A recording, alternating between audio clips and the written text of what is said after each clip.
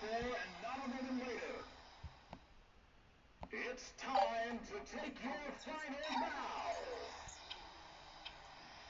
I'm sorry, but there was never enough room on this stage for both of us.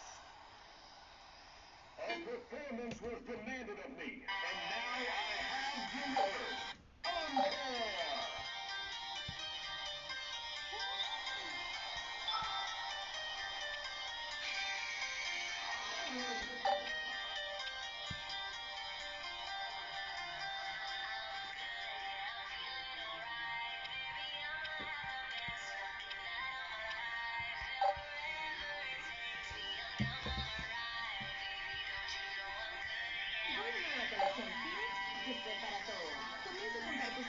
Porque pronto podrás canjear la colección completa en Metro. Metro, precios más bajos siempre.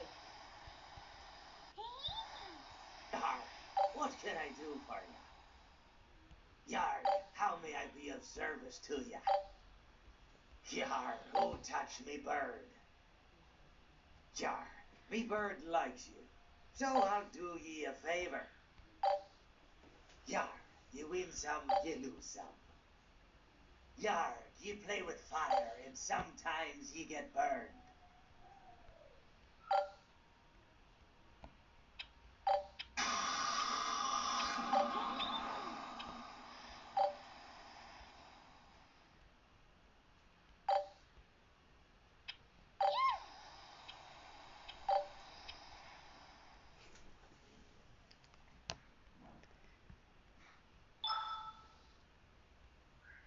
My friend, you have met a terrible, terrible demise. But, I don't feel too bad about it. After all, if it weren't for me, it would have just been from someone else, you know? I guess what I'm trying to say is life goes on. Well, for everyone else, life goes on, not for you. That, that's neither here nor there. It reminds me of one summer day in the park. Having just a delightful picnic with my good friend Orville. And I said to him, Orville, I have a story. He said to me, what's the significance of the story? I said to him, Orville, not every story has to have significance, you know? Sometimes a story is just a story. You try to read into every little thing and find meaning in everything anyone says, you'll just drive yourself crazy. Had a friend do it once. Wasn't pretty. We talked about it for years.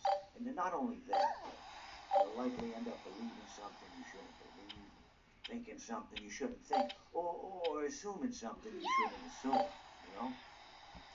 Sometimes, I said, a story is just a story. So just be quiet for 1 second of your life and eat your sandwich, okay?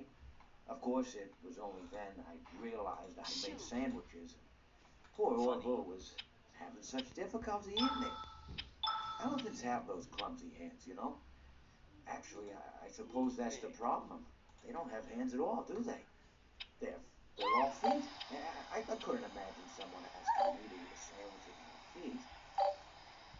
Now, if I recall correctly, there was a bakery nearby. I said to him, Orville, let me go get you some rye bread. Now, I'm unsure if elephants enjoy rye bread, but I assure you that Orville does. Now, this was on a Tuesday, which was good because rye bread was always fresh on Tuesday. They made sourdough bread on Monday and threw it out Wednesday. Or rather, they sold it at a discount for people wanting to feed the ducks. And then probably at the end of the day, they threw it all up. I don't recall. I do remember a man who would bring his son to the bakery every Wednesday and go feed the ducks. He would buy all of the sourdough bread. Of course, you're not supposed to feed the ducks sourdough bread at all. It swells up in their stomach and then they all die. At least that's what I've heard. I never saw any ducks die myself, but I did notice a substantial decrease in the duck population over the course of a few years. I just never thought to stop the man and tell him that he was killing the ducks by feeding them sourdough bread. And if you want my opinion on the matter, and I told Orville this as well, if you want to feed ducks, or birds, or any kind for that matter, it's best to buy seed. I mean, If you think about it, breads of any sort don't occur in nature.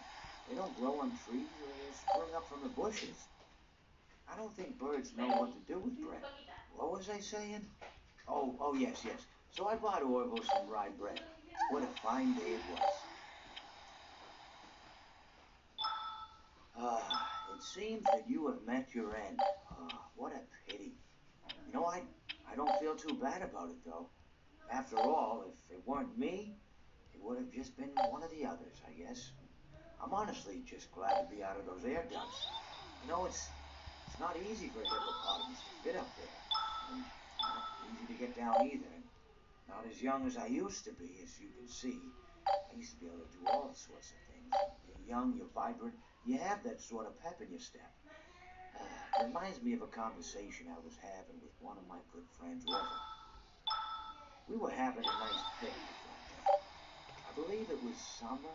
No, perhaps it was. Was it the fall? Yes. It was the fall because the leaves had turned already. But I said to Orville, Orville, I have a story to tell you. And Orville looked at me, kind of odd, and said, well, what's it about? I said to him, not every story has to be about something, Orville. Sometimes a person just wants to talk. Everything has to be a story. He just looked at me and said, well, you said you had a story. You know, he was quite right. I did, in fact. I told him I had a story. I suppose if a person just wants to talk, then it's best to not announce that you're telling a story.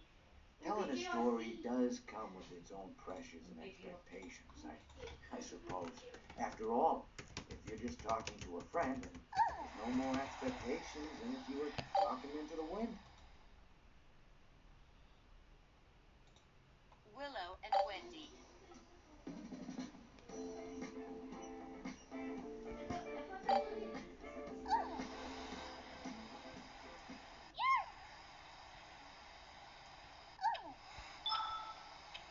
Words by themselves aren't expected to carry, aren't expected to stick. But if you announce you're telling a story, well then, there'd better be a point to it all, you know? No one wants to sit and listen to someone ramble on and on and on with absolutely no end in sight. So, it's good to be mindful that when you tell someone that you're about to tell a story, that you have something to say. Telling someone that you're going to tell them a story is tantamount to asking them to stop what they're doing and pay attention. You're basically saying, hey, buddy, stop everything. Stop what you're thinking. I have a solution to everything.